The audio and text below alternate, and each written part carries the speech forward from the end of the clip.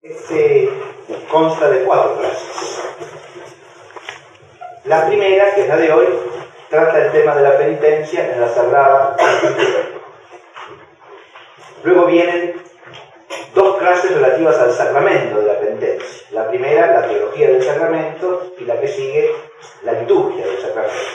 Y la última está consagrada al tema de la virtud de la penitencia. Ese es el esquema del curso. La segunda clase nos hará el honor de darla el padre Gabriel Delgado, y la tercera también el padre Jonathan Gumberotti. Hoy nos toca considerar el tema de la penitencia en la Escritura, que es el fundamento de toda la teología de la penitencia.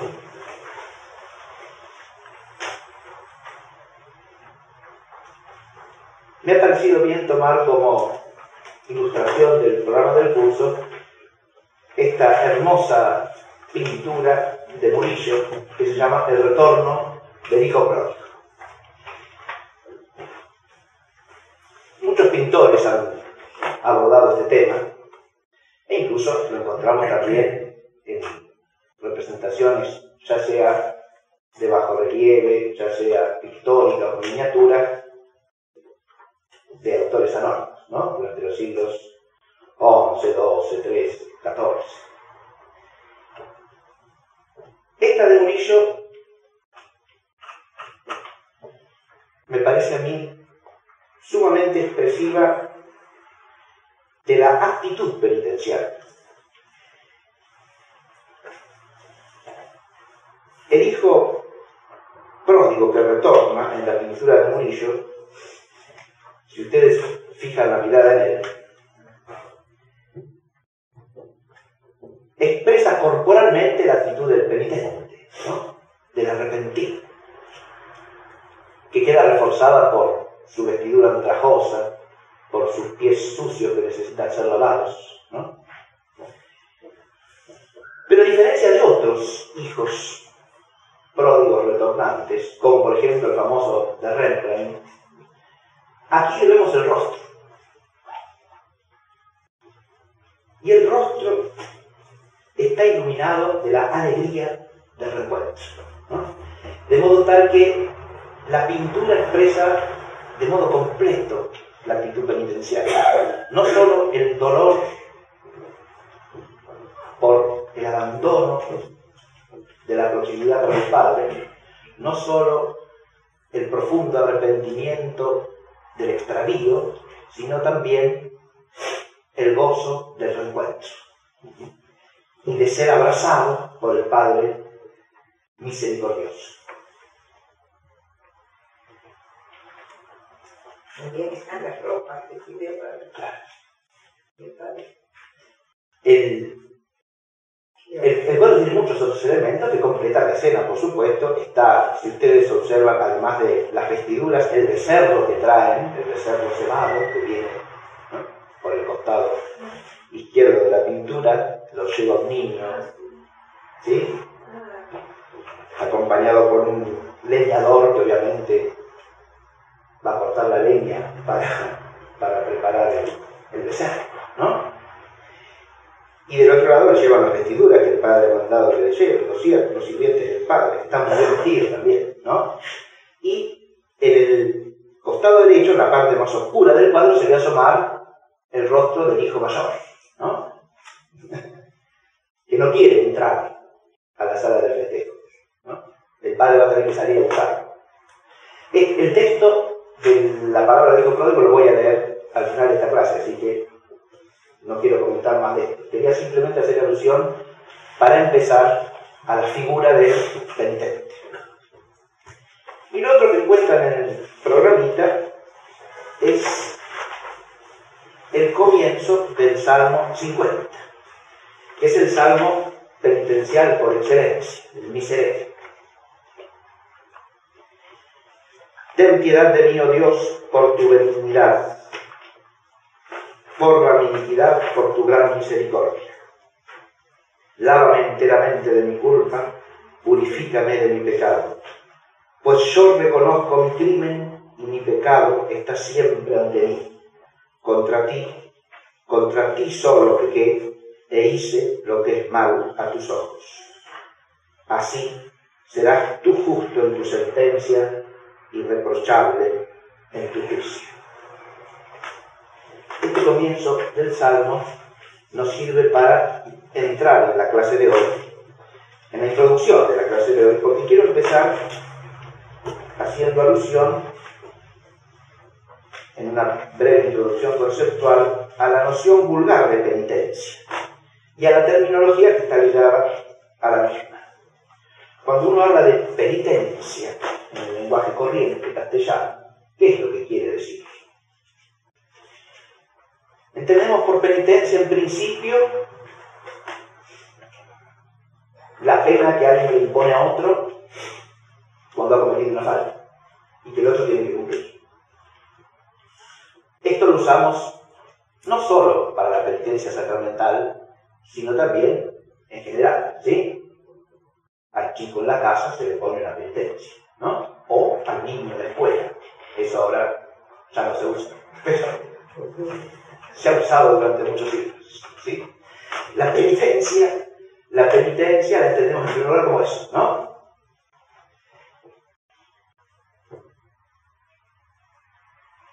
Ese término latino, es un término que viene del latín, penitencia, está asociado a un verbo, el verbo penitere, cuyo significado principal en latín es lamentarse, dolerse, sentirse arrepentido. Eso es lo que significa penitere en latín. Ahora ya el concepto apunta a otro lado, ¿no? No se trata de una pena que se le da a alguien, sino que más bien se trata de algo experimentado por alguien. Ese alguien experimenta pena, se lamenta, se duele, y ese dolor o esa pena engarzan con nuestro tema solamente si son dolor y pena debidos o a causa del mal que se ha cometido. Eso es lo que une el castigo por haber obrado mal con el dolor o la pena, ¿no? Porque uno puede dolerse o sentir pena de múltiples cosas, ¿no? Pero la pena que está involucrada en este tema es la pena que se siente por haber hecho algo malo, ¿no? Ahí tenemos otro aspecto central de lo que podemos llamar penitencia: el dolor, la lamentación, el arrepentimiento. Con eso abarcamos los distintos niveles de ser del hombre, ¿no? Porque si decimos la pena, el dolor, más bien estamos refiriéndonos a lo afectivo, pero si decimos el arrepentimiento, ahí ya entra en el juego tanto la inteligencia como la voluntad. La inteligencia que discierne el mal que se ha cometido, la voluntad que lo rechaza, que lo abomina, lo que llama la Escritura el odio del mal, el rechazo del pecado, ¿no? Eso es propio de la voluntad. Sin eso no puede haber dolor de penitencia, porque el dolor es el movimiento afectivo que sigue a la captación de un mal que nos afecta, ¿verdad? Si nos dolemos, nos apenamos y lamentamos un mal que nos aflige. En el caso de la penitencia se trata de un mal que nosotros mismos hemos cometido. Partiendo de allí, también puede ampliarse y extenderse el tema, y eso lo vamos a ver claramente en la Biblia, en la Escritura, tanto del Antiguo como del Nuevo Testamento, porque la pena y el dolor pueden afectarnos también cuando el mal no lo hemos cometido nosotros personalmente, sino alguien al que estamos ligados, otro.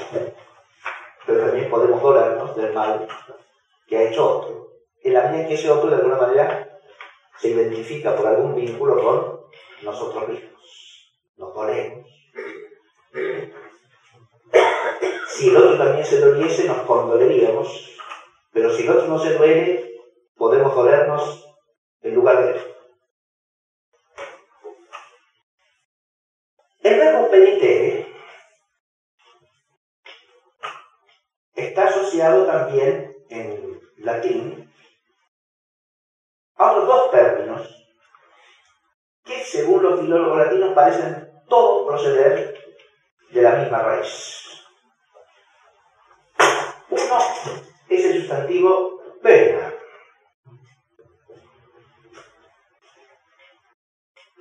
Lo que tenemos por pena. Es decir, en su significado latino más antiguo es el rescate que se paga como compensación por un daño que se ha infligido a alguien. ¿Sí? Y a partir de ahí toma el sentido más habitual de el castigo de cualquier crimen o falta. Claro, la pena. De donde viene penal, derecho penal, ¿no? Bien. Este sentido encaja con el primero que hemos dicho de penitencia en nuestro uso vulgar, ¿no? Fíjense que en este sentido la penitencia entronca con el concepto de justicia. También. ¿Por qué? Porque la pena es lo que se le debe al que ha cometido una falta.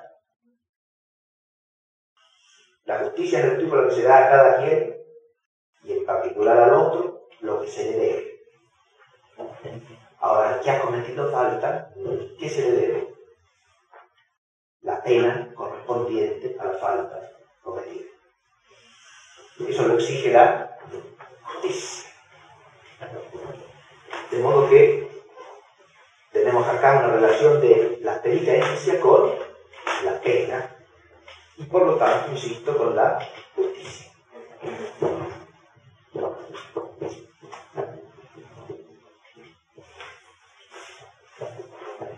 También a la misma familia pertenece el sustantivo punicio y el verbo punire. La raíz parece haberse transformado vocálicamente de tres maneras distintas. La que está en penitencia, con ar, la que está en pena, con or, y la que está en punicio, con pu. Punicio significa castigo, punición. Bien.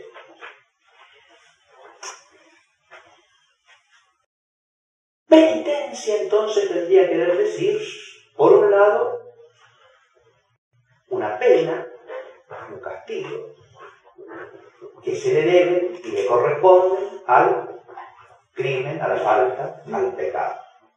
Por otro lado, el dolor, el arrepentimiento, que experimenta el pecador en relación con su pecado cuando lo descubre como tal, lo detesta como tal y experimenta el peso de la culpa. Es decir, de haber cometido el pecado. Eso que es objeto de rechazo por su voluntad, de dolor, por lo tanto, para él. Pero nos falta todavía relacionar dos cosas.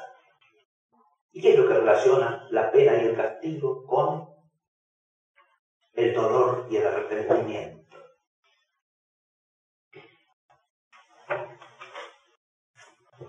Voy a releer lo que dice el Salmo 50. Contra ti solo pequé e hice lo que es mal a tus ojos. Así serás tú justo en tu sentencia y irreprochable en tu juicio. Esta última sentencia, en la que el penitente se dirige a Dios, expresa la actitud por la cual el que se duele de su pecado reconoce la justicia del castigo que se le debe. Ahí llegamos a un elemento que enlaza los otros dos. Ya no se trata solamente de que se duela del pecado. No se trata solamente de que alguien, el que tiene el derecho a hacerlo, como el pecado va contra Dios, que es este Dios, le imponga un castigo, una pena, una punición, sino que él acepte la justicia de la punición. Que acepte que eso es lo que se merece. Y en la medida en que acepta que eso es lo que se merece, la súplica del perdón no puede acudir sino a la misericordia. Que es como empieza este fragmento del Salmo que hemos leído. Señor, ten piedad de mí por tu bondad, por tu benignidad, por tu gran amor. Es la Gesed, ¿no te parece? Por tu gran compasión, borra mi culpa. Solamente en cuanto reconoce su falta, primero, y reconoce la justicia de la pena que merece, puede acudir a la misericordia de Dios.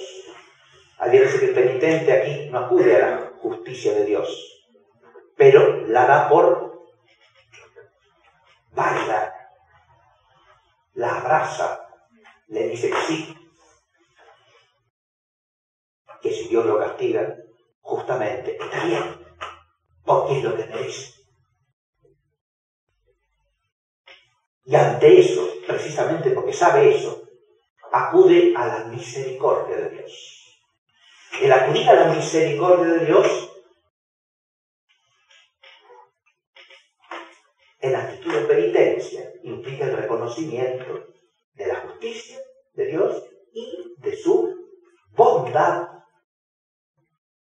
agraciadora, digamos, de su bondad que es capaz de ir más allá del castigo justo y perdonarle al pecador su culpa. Y ahí está el acudir a la misericordia de Dios, al amor de Dios. Ese acudir es un acudir que de alguna manera se basa en cómo Dios se ha manifestado al penitente, es decir, como un Dios de perdón y de misericordia. Pero la súplica de la misericordia está ligada con otra cosa. Con esto termino la introducción conceptual. Con el anhelo de conversión. ¿Por qué? Porque la misericordia se invita a qué? A vivir una vida nueva, una vida sin el pecado o alejada del pecado que causa el dolor y cuyo justo castigo se admite como tal, como justo. ¿Se advierte? Esto es lo que dice el oráculo profético en el Antiguo Testamento muchas veces, ¿no? Expresando la voluntad de Dios. Yo no quiero la muerte del pecador, sino que se convierta y viva. De manera tal que la súplica de la misericordia es en orden a la vida verdadera, ¿no?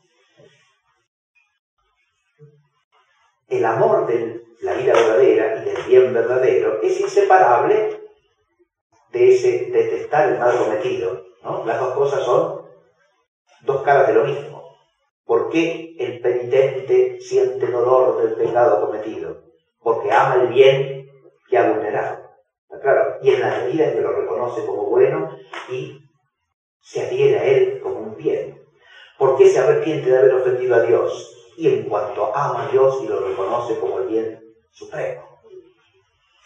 Y en la medida en que lo reconoce como el bien supremo, reconoce al mismo tiempo que la ofensa que le ha inferido, solo Dios puede perdonarla, y la vida nueva que busca, solo Dios puede dársela.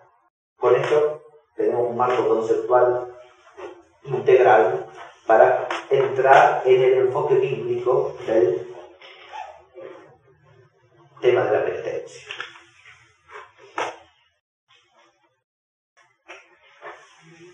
En el Antiguo Testamento,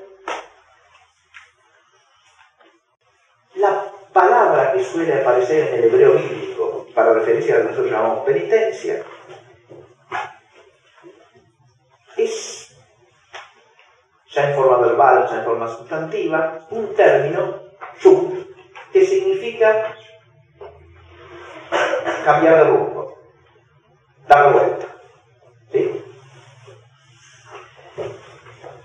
De aquí que los 70 lo traduzcan normalmente por el griego antistrefin, es decir, girar, darse vuelta, cambiar de rumbo. ¿Está claro? Ese es el significado básico. Refleja una actitud por la cual el que iba para un lado se gira y se vuelve, ¿no? Es lo que expresa la parábola del hijo pródigo.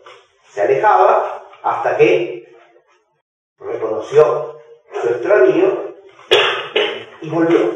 Cambió de rumbo. Volvió a ir hacia la casa del padre, ¿no? Cambió la dirección. Se estaba yendo, se estaba alejando. Él quiso alejarse, ¿no? Pidió su parte de la herencia para irse lejos. Hasta que le vino el arrepentimiento, y ese arrepentimiento se manifiesta ¿en qué? En que cambia de dirección, en que ese camino que lo alejaba ahora se transforma en un camino de retorno, ¿no? Bien. En el Nuevo Testamento, sin embargo, va a aparecer con más abundancia que Antistrefes, que también aparece alguna vez, otro término con que el griego traduce el subhebreo, que es el término metanoia. Ese sustantivo y el verbo correspondiente, metanoia, es lo que aparece en los evangelios cada vez que Jesús dice convertidos, ¿no? Metanoia, convertidos y creer en él. Evangelio, que es el inicio de la predicación del Señor, ¿no? Si uno dice conversión, está diciendo lo mismo exactamente que el hebreo sub, ¿no? Cambiar de rumbo, cambiar de dirección. Pero el griego metanoite dice una cosa distinta, que tiene que ver con la semántica que le otorgan al hebreo los profetas. Especialmente la predicación profética. Y la idea, porque metanoia quiere cambiar de pensamiento, de corazón, de mente, ¿no? Es el cambio de la actitud interior más profunda que guía la vida entera del hombre. Ese cambiar de rumbo, ese caminar en otra dirección, tiene una raíz. ¿Esa raíz dónde está? Está en la interioridad, en lo más profundo del espíritu del hombre. Es un cambio de mente. Es un cambio que abarca a la inteligencia, a la voluntad. Es lo que llaman los profetas un corazón nuevo. El corazón nuevo de la predicación profética. Ahí está la conversión en el sentido de metanoia, ¿no? De ahí se deriva el epistrefes, es decir, el cambiar de andadura, ¿no? Ahora voy a la dirección recta, pero porque ha cambiado el corazón, ¿no? Ha habido un cambio interior, un cambio del espíritu. Esto es importantísimo entenderlo desde el principio. ¿Por qué? Por dos cosas. La primera, hay estudiosos del Antiguo Testamento que han insistido mucho en la oposición entre la penitencia exterior y la conversión interior. Y eso no está mal. En la medida que la penitencia exterior puede transformarse en un rito vacío, ¿sí? O incluso en algo no bueno, hecho nada más que para impresionar a otros, como lo reprocha el Señor en el Evangelio a los que ayunan, oran o dan limosna nada más que para hacerse ver de los demás, ¿no? Lo exterior, lo ritual, puede transformarse en algo bueno. Ahí está el peligro. Pero, atención, eso no significa que lo exterior y ese andar nuevamente, incluso en cuanto involucra hasta no solo las acciones, sino los afectos y el ser corporal del hombre, ¿no? Yo había al comienzo de todo el hijo pródigo que retorna en el cuadro del juicio tiene la actitud corporal del penitente, ¿no? Porque ese corazón se expresa en todo el ser del hombre, hasta en lo corpóreo, hasta en sus gestos, hasta en sus actitudes físicas, ¿no? ¿Cómo no? Porque el hombre es una unidad total, ¿no? Entonces, que lo exterior pueda ser hueco, no significa que lo exterior sea irrelevante, carezca de importancia, o pueda ser despreciado, ¿está claro? Sino que la penitencia incluye tanto lo interior como lo exterior, lo personal y lo social, siempre, indisolublemente y en unidad. Y esto el Antiguo Testamento lo enseña clarísimamente. Uno puede hacer la antítesis, porque los mismos profetas reprochan al pueblo de Israel sus sacrificios, sus ritos de expiación, cuando no buscan a Dios en verdad, ¿no? Ese es el reproche constante de muchos profetas. Aparece eso en Joel, aparece en Amós, aparece en Isaías, en Jeremías, en Ezequiel. Es el reproche de un culto que no corresponde con el corazón, un culto disociado o separado de la verdad del Espíritu. Pero atención, ese culto está mandado por el mismo Dios. Es parte de la Torá, es parte de la palabra, es parte de la voluntad de Dios expresada a su pueblo. En sí mismo no es un mal, al contrario, es una cosa muy buena, porque en el culto el pueblo cobra conciencia de su deuda con Dios. Y por ahí voy a empezar. Fíjense que el concepto de penitencia en el Antiguo Testamento está directamente ligado con el pecado, porque es un concepto global. Así como el pecado es la relación del hombre con Dios, es el apartarse de Dios, la penitencia es el volverse a Dios. El volverse a Dios, ¿quién? Y el que ha pecado. Por eso la penitencia empieza con Adán. Adviértase que después del pecado original, en el relato del Génesis, lo que tenemos que es la penitencia que Dios les impone a Adán y a Eva, ¿verdad? Una penitencia que pesa sobre toda la humanidad, porque ellos son la cabeza de toda la humanidad, los primeros padres, de manera tal que la penitencia es para ellos y para todo su linaje, para toda su descendencia. Esa es la pena del pecado original. Es la primera que exige una actitud penitente de todo hombre. Ante esa herencia del pecado que es la muerte, con todo lo que va aparejado a ella, la enfermedad, la feminidad del hombre, y todas las penosidades de la vida temporal.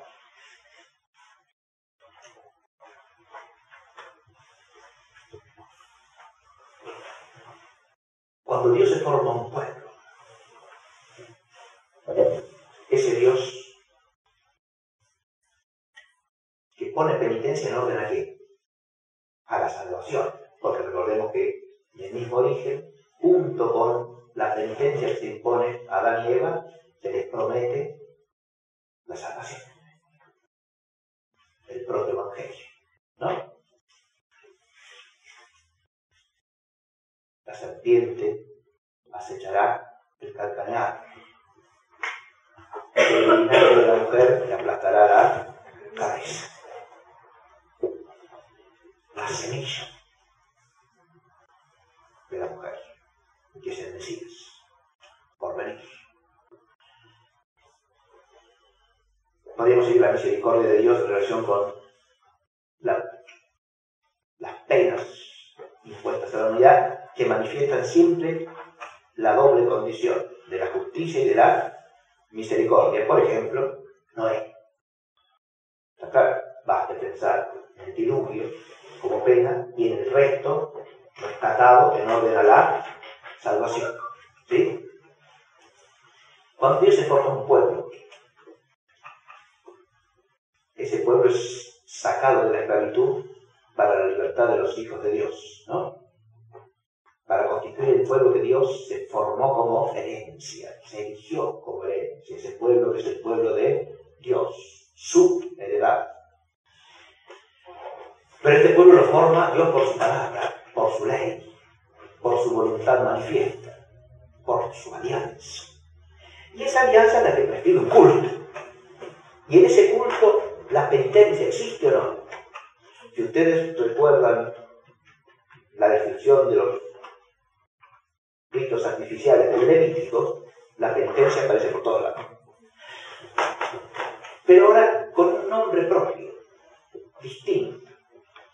No se refiere a ese darse vuelta, se refiere a otro aspecto de la penitencia que también está en la Escritura, y que es fundamental. El hombre, en cuanto que ha pecado, para volver a Dios, necesita ser purificado. Ahí es donde aparece el concepto de expiación. Expiación. Lo que nosotros llamamos expiación aquí significa eso, básicamente, purificación. ¿Sí? A nosotros nos suena a satisfacer una pena, ¿no? Expiación, principalmente. Decimos que expía el que cumple la penitencia, ¿no? O acepta el castigo.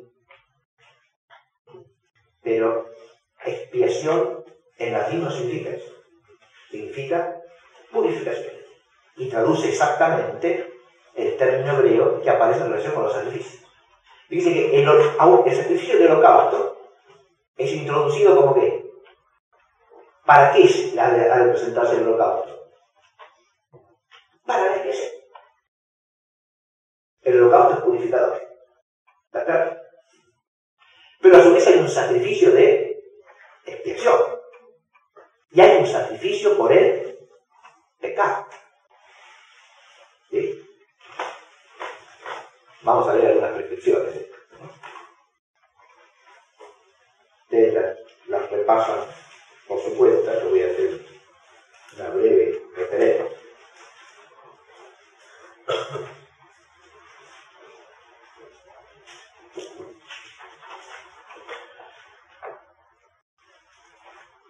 Si es un holocausto de ganado mayor, ofrecerá un macho sin defecto. Lo llevará a la entrada de la tienda para que lo acepte el Señor. Pondrá la mano sobre la cabeza de la víctima y el Señor se lo aceptará como expiación. Ahí está, ¿no? Cuando ofrece el holocausto, el Señor se lo aceptará como expiación. Este concepto de la expiación, de la purificación, implica que el hombre, para entrar de nuevo en relación con Dios, necesita ser limpiado, lavado de la impureza que ha contraído. El pecado acá se ve como algo que mancha, que impurifica, que ensucia, para decirlo de alguna manera. ¿Sí? Y entonces el hombre tiene que ser limpiado, tiene que ser purificado para poder estar en relación con Dios. Y todo sacrificio, según la ley del Antiguo Testamento, tiene un valor expiatorio. No solamente el que se llama sacrificio de expiación, eso es lo que quiero señalar. Si ustedes empiezan a ver el holocausto será aceptado como expiación. ¿No dan la cita? Sí, como no, eso es Levítico, capítulo 1, versículos 3 al 5. Los sacrificios están en Levítico 1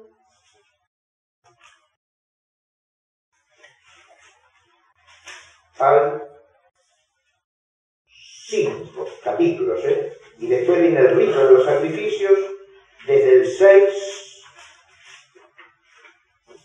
hasta el 7, 6 y 7, ¿sí? Ahí están. O sea, hay que leer Levítico desde el comienzo, los 7 primeros capítulos, ¿sí?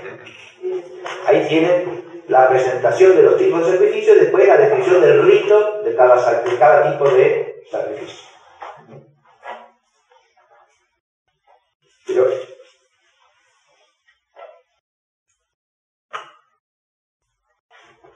cuando presentan los sacrificios expiatorios dice, el Señor habló a Moisés, diga a los israelitas, cuando alguien por inadvertencia traspase alguna de las prohibiciones del Señor, haciendo algo prohibido, si es el sacerdote ungido el que cometió la transgresión, comprometiendo así al pueblo, ofrecerá al Señor por la transgresión cometida un novillo sin defecto en sacrificio expiatorio.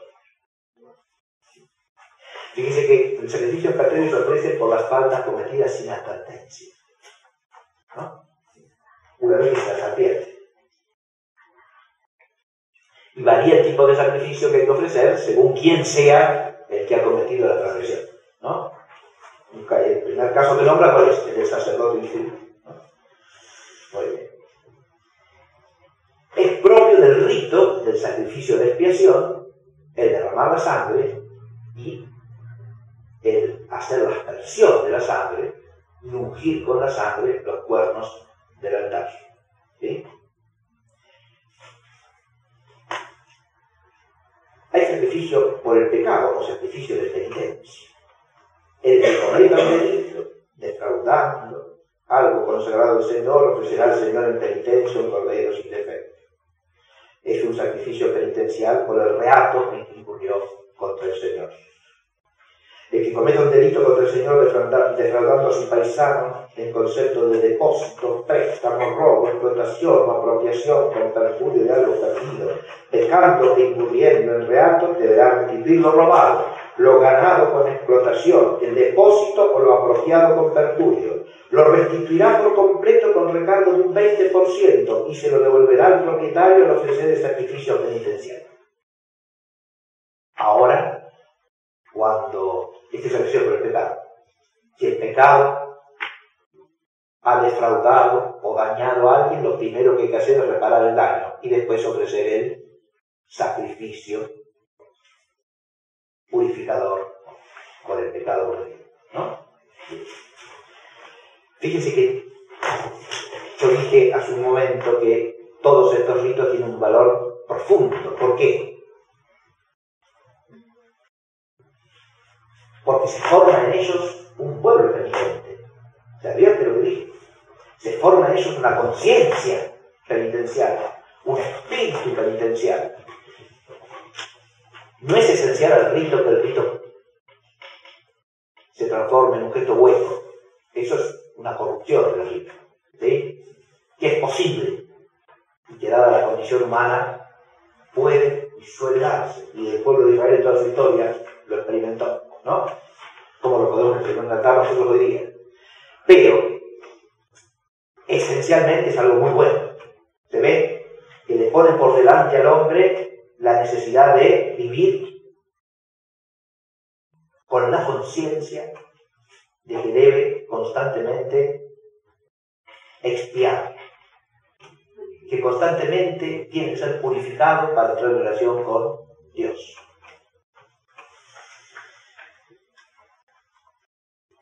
Además del culto sacrificial, están ligados a la penitencia otros gestos que prácticamente son de carácter antropológico en relación con la penitencia, ¿no? Si nosotros vamos al libro de Joel, es un texto que voy a comentar brevemente, que todos pueden recordar fácilmente, porque se lee siempre en el miércoles de ceniza, primera lectura de la misa del miércoles de ceniza, que inaugura el tiempo penitencial mayor del año litúrgico.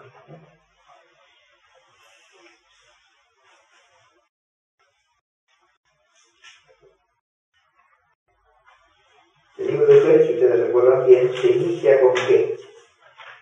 Con una especie de convocatoria a penitencia que hace el profeta en relación con una plaga que Dios envía como castigo al pueblo de Israel.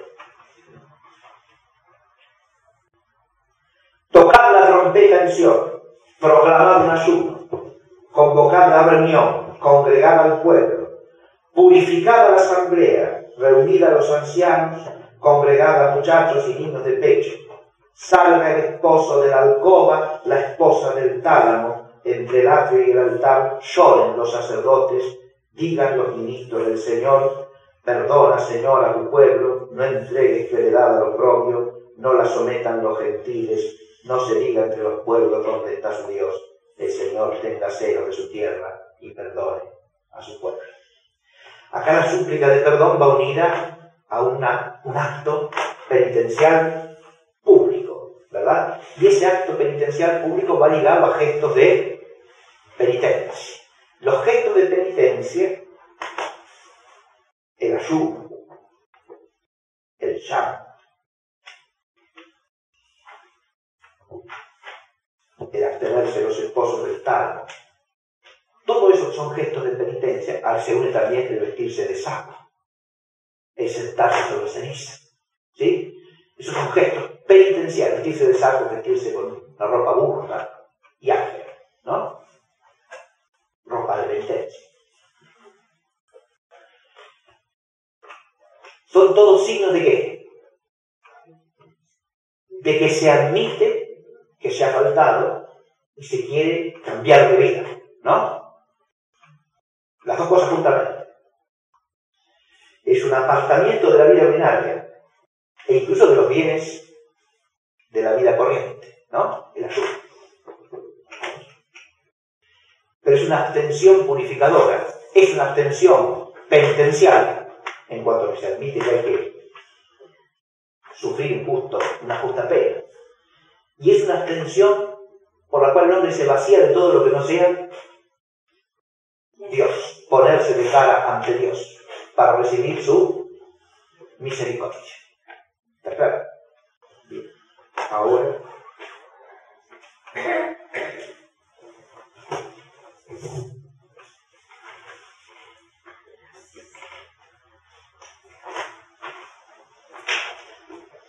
además de todo esto, en el pueblo de la antigua alianza existía el rito anual de la expiación, la fiesta de la expiación, cada año, en la que el sumo sacerdote entraba por única vez en el año al Santo de los Santos, ¿sí? Y hacía la aspersión del propiciatorio, del arca, con la sangre de las víctimas sacrificadas. Esas víctimas eran expiación, primero por los pecados del sumo sacerdote y después por los pecados del pueblo. ¿Sí? El sumo sacerdote ponía sus víctimas, la del holocausto y la del sacrificio de expiación. Y el pueblo también, las suyas. Las víctimas para el holocausto, las víctimas para la expiación. El sacerdote realizaba el sacrificio y con la sangre de las víctimas rociaba la tapa, el propiciatorio del arca de la alianza que se encontraba en el Santo de los Santos. Y eso lo hacía anualmente por la purificación de los pecados de todo el pueblo. Este es el rito al que se va a referir la epístola a los hebreos para hacer la comparación con el sacrificio de Cristo. La predicación profética, como se dije antes, se centra en el otro aspecto, en reclamar del pueblo una conversión real, una conversión profunda. Claro, porque todos estos ritos pueden transformarse en una costumbre, simplemente, ¿no? En una costumbre, en una rutina, olvidando su auténtico significado. Más aún, contradiciendo su auténtico significado con la propia vida y con la propia actitud. Y esto es lo que le van a reprochar los profetas al pueblo de Israel. Lo que leí de Joel, no sé si vi la cita, pero es Joel capítulo 4, versículos 15 a 18.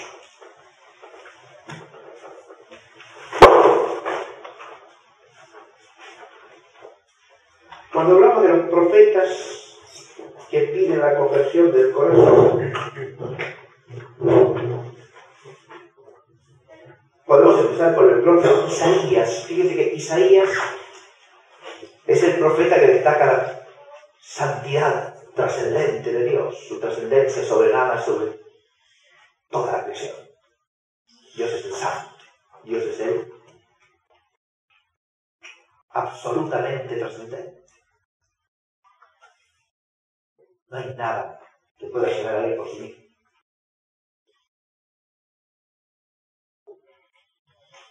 Pero el mismo Isaías, que destaca la trascendencia radical de Dios, le enseña al pueblo que Dios está plenamente dispuesto al perdón misericordioso en cuanto el pueblo acuda a él de corazón.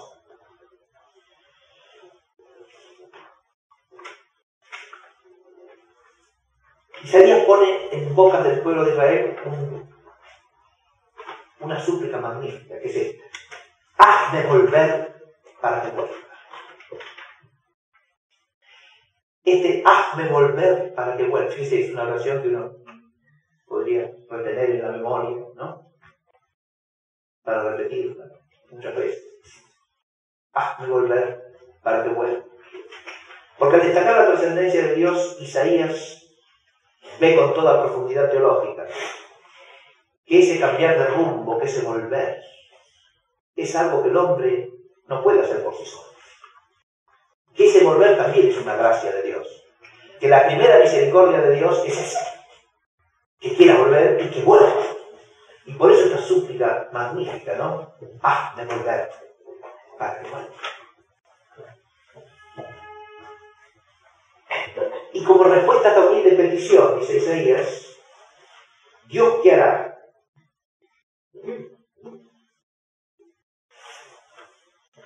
En la alianza nueva y definitiva inscribirá su ley en los corazones. Acá aparece el tema de la metáfora, ¿no? La transformación del corazón. Ahora la ley, en lugar de ser una prescripción externa, se transforma en algo que está en el corazón. Inscribirá la ley en los corazones. Eso es Isaías 31, 33. El capítulo 31 entero, el hazme volver para que vuelva hasta el 31, 18. ¿Sí? Yo les daré un corazón para que conozcan que yo soy Yahvé. Ellos serán mi pueblo y yo seré su Dios, pues volverán a mí con todo su corazón. Pero fíjense que hay una iniciativa creadora de Dios acá, ¿no? Que es la raíz última de toda conversión y de toda penitencia. Yo les daré un corazón para que conozcan que yo soy Yahvé. Yo les daré un corazón para que ellos conozcan que yo soy el Señor. ¿Sí? Ese corazón es un don de Dios.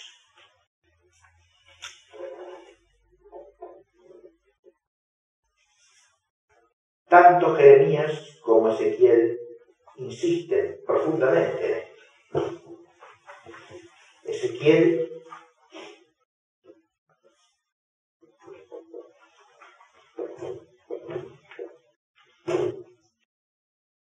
en el capítulo 36 habla también del corazón nuevo, ¿no?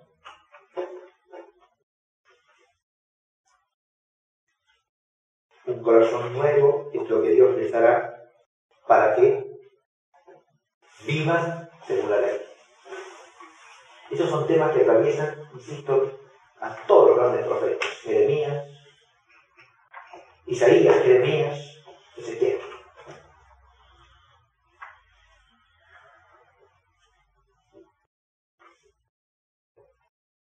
Pero adviértase otra cosa. Cuando estos profetas hablan del corazón nuevo que Dios le hará al pueblo, lo dicen en relación a los tiempos mesiánicos. O sea, es un anuncio. Es un anuncio de lo que ha de cumplirse. Es el anuncio de lo que será la ley del reino mesiánico. El reino mesiánico es un reino donde Dios le crea a los hombres un corazón nuevo. Por eso dice Jeremías que es la ley de una alianza nueva, ¿no? Esa ley inscrita en los corazones.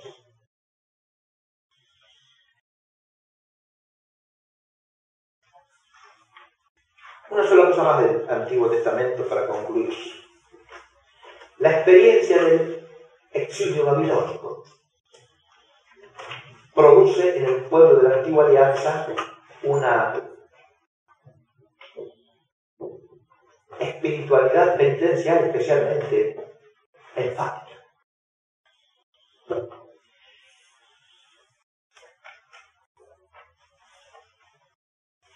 Si uno va al libro de Esdras, se encuentra con la descripción de lo que puede llamarse ritos de penitencia pública, que no están prescritos por la ley mosaica, sino que son un fruto de esa experiencia purificadora y penitencial del destierro. Después del destierro, el pueblo vuelve penitente. Ha caído Jerusalén en manos de los enemigos. El templo ha sido destruido. Y la cabeza del pueblo ha sido exiliada. Cuando se produce el retorno de Babilonia, el pueblo retorna con la actitud del hijo pródigo. ¿Sí? Retorna penitente. Retorna con la intención de no volver a abandonar la ley, de no volver a defraudar la fidelidad de Dios con reiteradas infidelidades, poniendo su confianza no en Dios, sino en sí mismos o en las fuerzas de los hombres, en los ídolos, en la vanidad de los ídolos.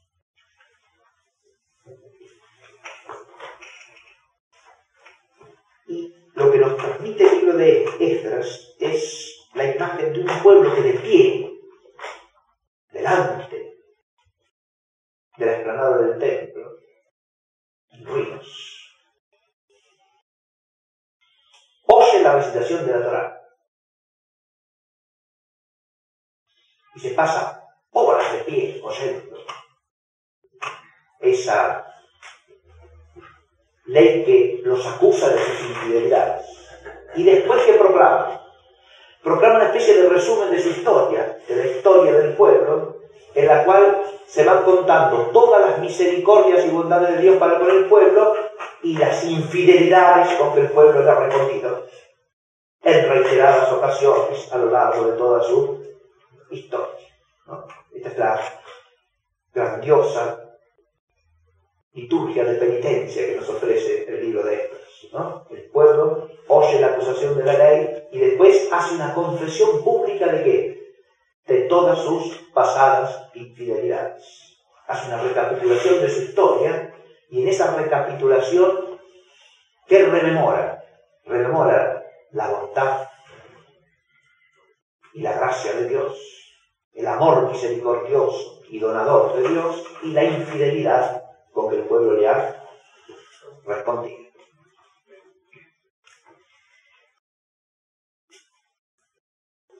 Aquí tenemos preparadas dos grandes líneas que desembocan en el Nuevo Testamento.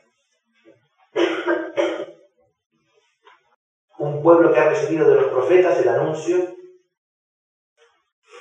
del reino del corazón nuevo. Un pueblo que a través de la experiencia del exilio babilónico ha asumido la vocación original de ser fiel al Dios ciego y la ha asumido con energía penitencial. Estas dos líneas son las que se recogen todo y en el Nuevo Testamento.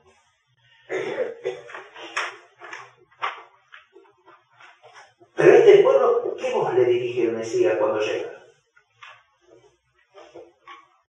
Una voz que dice: convertíos y creed en el Evangelio.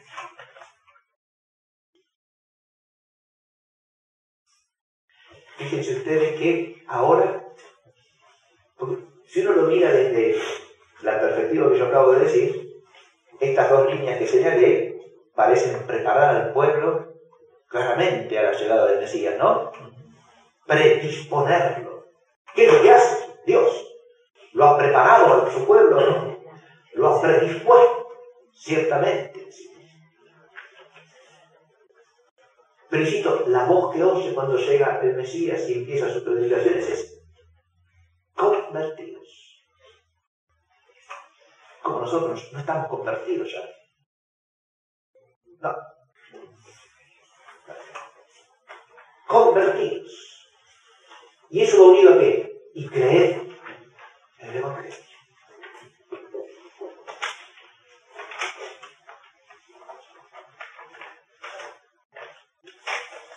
San Pablo, en la Epístola de los Romanos, nos hace una reflexión teológica de inmensa profundidad, en la cual nos permite entender esto de convertidos y creer en el Evangelio. Porque San Pablo señala con toda claridad cuál era el sentido auténtico que tenía la predicación profética cuando anunciaba el reino del corazón nuevo. San Pablo dice, ni la Torá a los judíos, ni su conciencia y sus obras buenas a los paganos según la razón natural, según la ley natural, la expresión que toma San Pablo de los sectores que le usan en el Epístola de los Romanos, salvan a nadie. Porque hay un solo Salvador, que es Cristo Jesús. O sea que San Pablo está viendo ahí no solo la preparación con que Dios ha preparado a su pueblo, sino la preparación con que ha preparado a todos los pueblos gentiles, a cada uno a su manera según la providencia divina. Y dice lo siguiente, la conversión que salva, la única, es la que se inicia con la fe en Jesucristo. No hay otro nombre en el cual nos ha sido dada la posibilidad de salvarnos, más que el Cristo Jesús. Ahora, toda penitencia humana, todo volverse a Dios, carece de eficacia última si no es por la gracia de Cristo. Esto es lo que se revela en el Nuevo Testamento. En Cristo está el fundamento del corazón nuevo. En el fondo, el corazón nuevo es el corazón de Él. Lo que celebrábamos ayer. ¿Sí? La fiesta del Sagrado Corazón de Jesús. El corazón nuevo es Él. Es su corazón. Es nuevo de una manera insospechable, tanto para los judíos como para los gentiles. Esto es lo que San Pablo nos viene a decir. Porque hay algo inaudito ahí. Es el Hijo mismo de Dios que es hecho hombre para redimir a la humanidad entera. ¿Esta redención incluye la penitencia o no? Ciertamente sí. Pero la incluye de una manera misteriosa. Porque Cristo nos salva por su misterio, como dice Pablo. Un misterio que nos trasciende por todas partes, nos desborda absolutamente. Solamente en el misterio de Cristo tenemos la salvación, la penitencia, la conversión, el corazón nuevo. Él inaugura la humanidad nueva, la humanidad redimida, que se funda en su propia humanidad como causa eficiente, redentora, y como causa ejemplar. A través de un sacrificio que es la expiación de todos los pecados, que es el sacrificio de sí mismo. Él, como sumo sacerdote de la alianza nueva y eterna, es el único mediador entre Dios y los hombres. Adviértase que ante el misterio de Cristo, dos cosas quedan claras. Primero, solo la incursión del poder creador de Dios en el tiempo le da eficacia a las penitencias del hombre en orden a la salvación. Solo el misterio de Cristo funda la eficiencia de la penitencia. Nuestra penitencia tiene alcance de salvación por su sacrificio. Cuando Pablo hace el paralelismo entre los sacrificios expiatorios de la antigua alianza y el sacrificio, el único sacrificio de la alianza nueva y eterna, que es el que ha ofrecido Cristo en la cruz, como sacerdote, altar y víctima del sacrificio de la nueva y eterna alianza, dice que si aquel sacrificio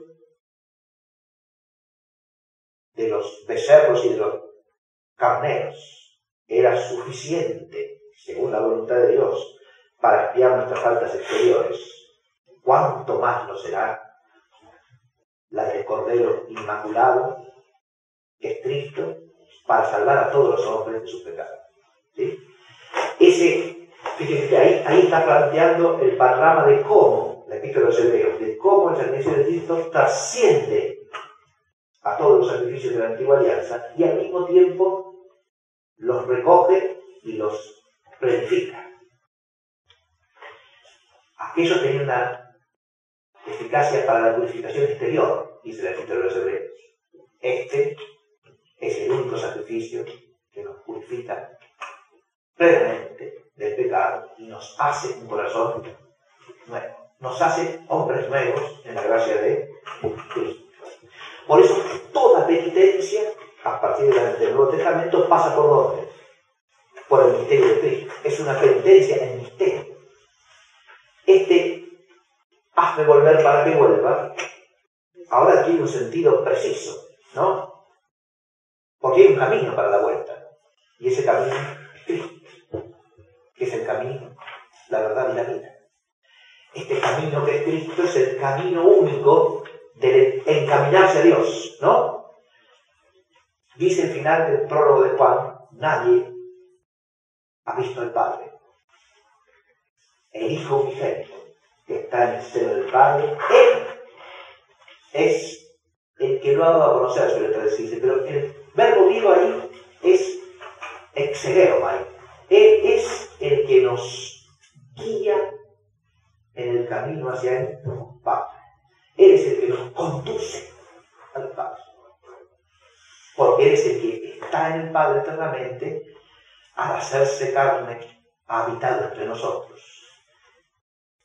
Y al subir a la cruz, para atraer a todos hacia Él, nos ha abierto el camino del retorno al Padre. El sacrificio pascual de Cristo es la reconciliación de toda la humanidad con Dios. Es el fundamento de la reconciliación. Pero adviértese una cosa, que es otro dato fundamental del Nuevo Testamento. Acá el que ofrece el sacrificio por la expiación no lo ofrece por su propia expiación. Esta es otra diferencia que la Epístola de los Hebreos señala entre el sacerdote de la antigua alianza y el sacerdote de la alianza nueva y eterna, que es Cristo Jesús. Porque el Logos unigénito del Padre, Dios de Dios, luz de luz, Dios verdadero de Dios verdadero, como dice el símbolo niceno, se ha hecho semejante en todos nosotros, excepto en el pecado, que no cabe en él, porque su humanidad es la humanidad del Verbo. Entonces acá aparece otro misterio que ya está anunciado también en el Antiguo Testamento, que es el del sufrimiento del justo, que expía por los pecadores. Él no está necesitado de purificación, pero es el único que puede ofrecer la purificación perfecta, el sacrificio de reconciliación perfecto. Eso que ningún hombre puede ofrecer. Una reparación adecuada a la ofensa. Dice Santo Tomás cuando trata de la virtud de la justicia, que la virtud de religión no pertenece propiamente a la justicia, sino como parte potencial. ¿Por qué? Porque la virtud de la justicia exige razón de alteridad, razón de delito y razón de equidad. ¿Qué quiere decir esto? Por la justicia le damos a otro lo que le debemos, ¿no? La razón de alteridad en relación con Dios se cumple absolutamente. Si es otro Dios que nosotros, por supuesto. Absolutamente otro. Más otro que cualquier otro, ¿no? la razón de débito, le debemos algo, todo. Todo lo bueno. ¿Y le debemos la reparación por nuestra parte también? Sí, señor. Lo que nunca se da, dice Santo Tomás, es la razón de equidad, porque nunca le podemos dar en proporción a lo que le debemos. ¿Está claro? ¿Le debemos la existencia o no? ¿Le podemos dar nada? La existencia, no, nada. Ni nada parecido. ¿Le debemos la misericordia que nos perdona? ¿Le podemos dar algo? ¿Qué cosa? Fíjense que por eso Tomás dice, nunca le podemos dar tanto como le debemos. Y por eso estamos obligados a darle todo cuanto podamos. Todo. Sin retrasarle lo más mínimo. ¿Se advierte eso? Eso es lo que exige la virtud de la religión. Claro, no le podemos dar todo lo que le debemos. Entonces le tenemos que dar cuanto podamos. Con el rendimiento incondicional del corazón. Es decir, entregándole plenamente lo más profundo de nosotros mismos. ¿Sí? Con el rendimiento incondicional del corazón. Pero esto último lo podemos hacer ¿por qué? Por la gracia de Cristo. Dicen los teólogos que Cristo repara con sacrificio de reparación en estricta justicia. ¿Por qué? Porque el sacrificio es el sacrificio del verbo encarnado. O sea, de una persona de dignidad divina. Él sí puede dar con equidad o no. Claro que sí, porque su sacrificio tiene la dignidad infinita de ser el sacrificio del Hijo de Dios encarnado. ¿Se advierte esto o no? Entonces, ahora, a través de ese sacrificio, la reparación que Él hace por nosotros, nos abre a nosotros el camino, ¿sí? Y nos establece en una relación de filialidad con Dios.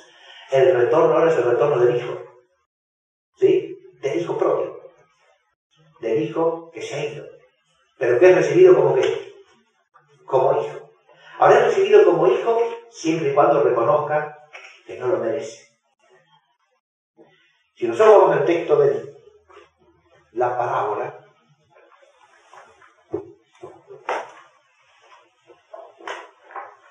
del Hijo pródigo, como suele llamarse, o del Padre misericordioso, como también se le llama.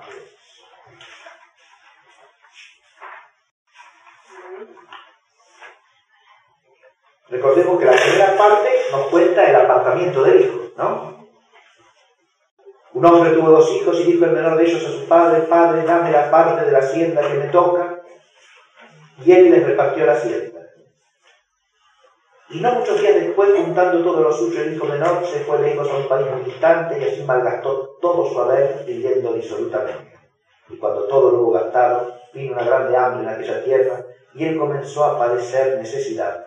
Y fue y se arrimó a uno de los ciudadanos de aquella tierra, el cual lo envió a su cortijo a guardar puercos, y deseaba henchir su vientre de las mondaduras que los puercos comían, y ninguno se las daba. Ahí está el descenso, que es el apartamiento del Hijo pródigo, ¿no? Ese apartamiento es un descenso. Al apartarse del Padre, el Hijo se hunde, ¿no? Va a parar al chiquero y quiere comer la peladura que comen los chanchos, ¿sí? Y nadie se la da.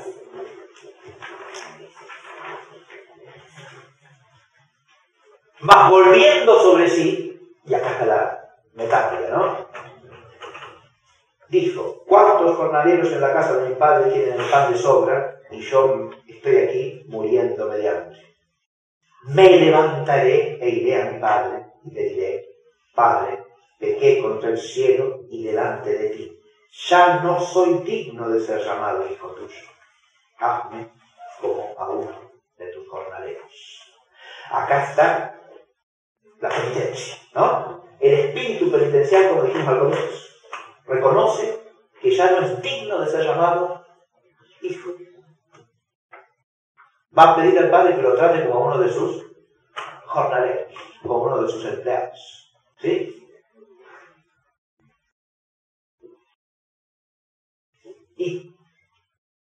Y levantándose, se fue para su padre. Levantándose, se fue. ¿No? Fíjese, acá está como un eco de esa oración del libro profético que decíamos hace un rato, ¿no? Hazme volver para que vuelva, ¿verdad? Porque el hijo pródigo primero vuelve en sí. Y se dice, volveré a mi padre, con actitud de penitente, ¿no? Y se levantó y se fue, ¿no? Como dice aquí. Y como aún estuviese lejos, le dio su padre, y se movió a misericordia. Y corriendo a él, le echó los brazos al cuello y le besó. Y el hijo le dijo, Padre, he pecado contra el cielo y delante de ti, ya no soy digno de ser llamado hijo tuyo. Mas el padre dijo a sus criados, traed aquí prontamente la ropa primera y vestidle, y ponedle anillo en su mano y calzado en sus pies, y traed un ternero cebado y matadlo, y comamos y celebremos un banquete, porque este mi hijo era muerto y ha vuelto a la vida, se había perdido y ha sido hallado, y comenzaron a celebrar el banquete.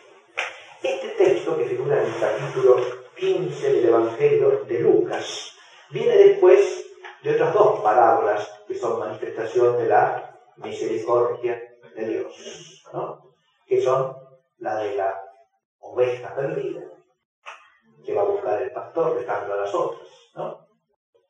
Y la de la mujer que encuentra el tesoro escondido. Estas dos parábolas las aplican los padres de la Iglesia en un sentido progresivo, ¿no? En la primera se nos muestra el hijo pastor que sale a buscar la oveja perdida. En la otra se nos muestra en la figura de la mujer la Iglesia que trata a los miembros del cuerpo de Cristo como su tesoro. Y en la tercera es el Padre mismo el que aparece recibiendo al Hijo. Voy a ver dos textos patrísticos y con esto terminamos la clase.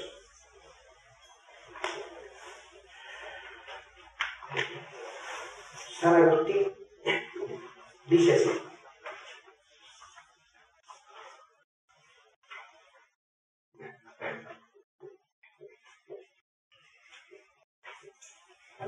corriendo se arroja sobre su cuello.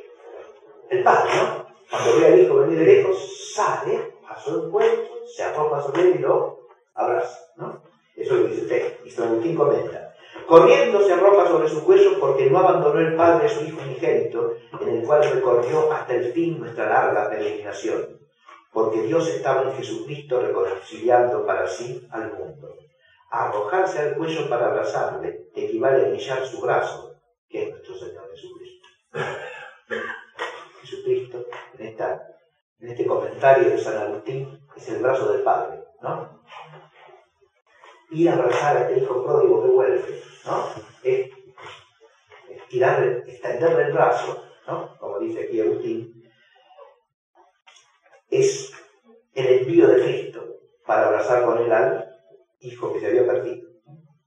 Arrojarse a su cuello para abrazarle equivale a hinchar su brazo, que es nuestro Señor Jesucristo. Consolar con la palabra de la gracia de Dios para hacer esperar el perdón de los pecados equivale a volver a crecer el ósculo de caridad paterna cuando se vuelve de un largo viaje. Una vez ya dentro de la iglesia empieza a confesar sus pecados, pero no dice todo lo que se había prometido decir. Sigue pues, y el Hijo le dice, etc. Quiere obtener por la gracia lo que confiesa que es indigno de merecer por sus obras. No añadió lo que había dicho en aquella consideración: trátame como a uno de tus jornaleros, porque cuando no tenía que comer deseaba ser solo un jornalero, pero desdeñó serlo una vez que hubo recibido el beso del Padre.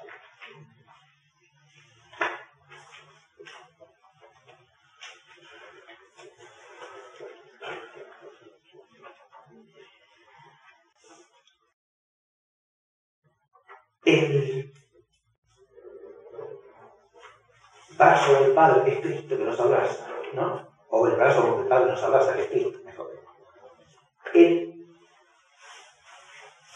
Hay que entenderlo también y este es el último dato del Nuevo Testamento que no puedo dejar de presentar en relación con la clase que viene, en el misterio total de Cristo. Cristo, que es el único sacerdote y el mediador entre Dios y los hombres, es también el Rey soberano de toda la creación. Y esa potestad que recibe como resucitado y soberano se la comunica a sus apóstoles. Y se la comunica también como potestad de atar y desatar.